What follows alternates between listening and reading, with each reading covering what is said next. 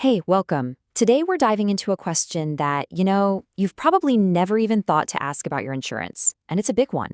Can they just cancel on you, even if you're doing everything right? Let's find out. All right, so let's just imagine this for a second. You are the perfect policyholder. I mean, you pay your premiums on time every single month, no exceptions. You've held up your end of the deal. But does that mean your insurance company has to hold up their end forever? Can they just, decide to drop your coverage one day, even when you haven't done a single thing wrong? Well, the answer? It's a little complicated. It all depends. And what it all hangs on is this one tiny but super powerful clause that's probably buried deep in your contract. It's called the Renewability Provision. This little clause, it's the whole ballgame. It's the part of your policy that spells out in black and white who's really in control, who has the power to walk away from the deal. Is it you or is it the insurance company? Okay, so let's start at the top. The best of the best. The best case scenario for you, the person holding the policy. We're going to look at what I call the ironclad guarantees. You could think of it as the gold standard of coverage. These are the policies that put the power firmly in your hands and give you some serious peace of mind.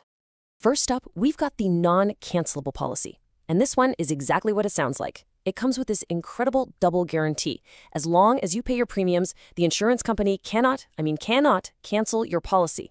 And on top of that, they can't raise your premium, ever, for any reason. It is the absolute ultimate in peace of mind.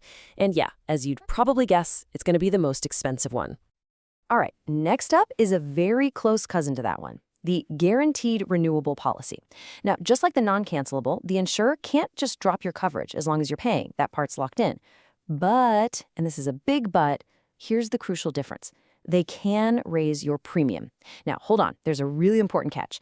They can't just single you out for a rate hike. They can only raise the rates for an entire group or a class of policyholders.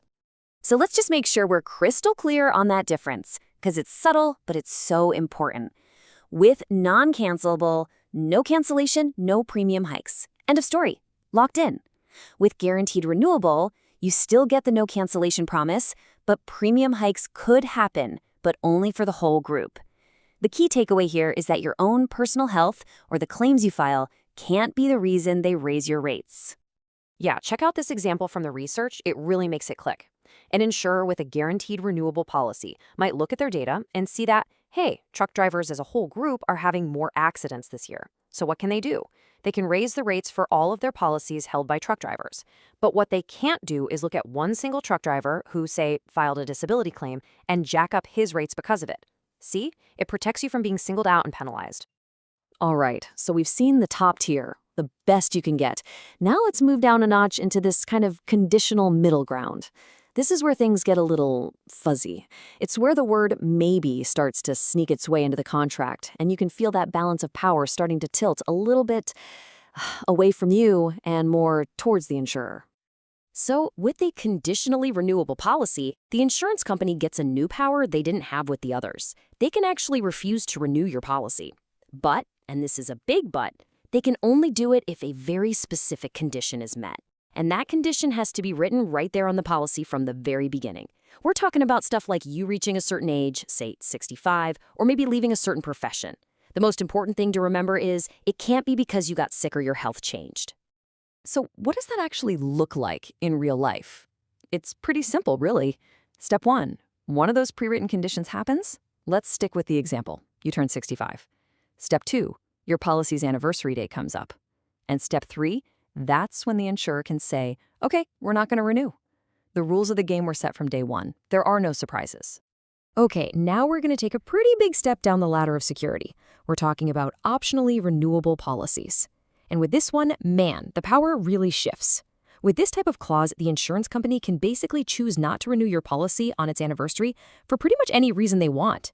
Maybe they just don't want to offer that kind of insurance in your state anymore. Who knows?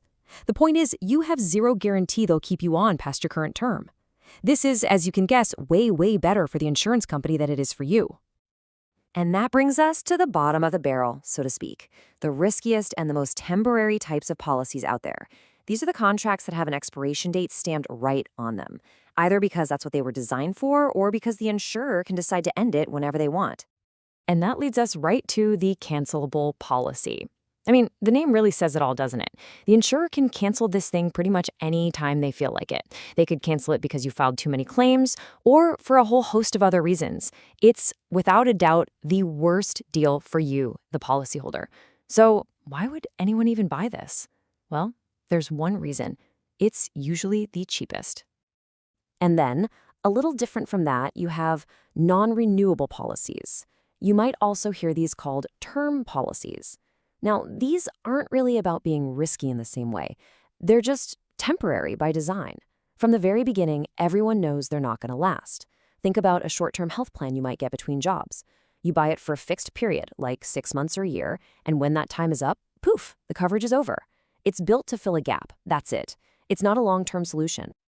All right, wow, we've covered a lot of ground here, right? We've gone from those ironclad, rock-solid policies all the way down to the super temporary ones. So, the big question is, what does all of this actually mean for you?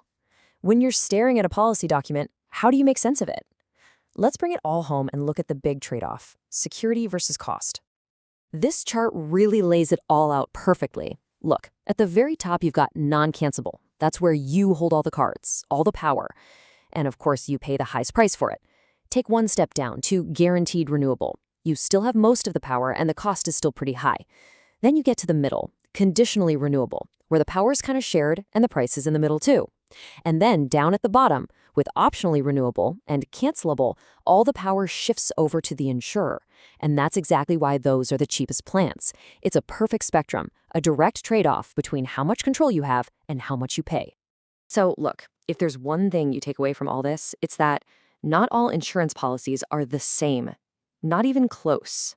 The next time you're looking at your own policy, or maybe buying a new one, you need to hunt for that renewability provision. That's your homework. Find it. Because that one little clause will tell you everything you really need to know. It'll answer that fundamental question we've been asking this whole time. Is the promise your insurance company is making, is it written in stone, or is it just written in pencil?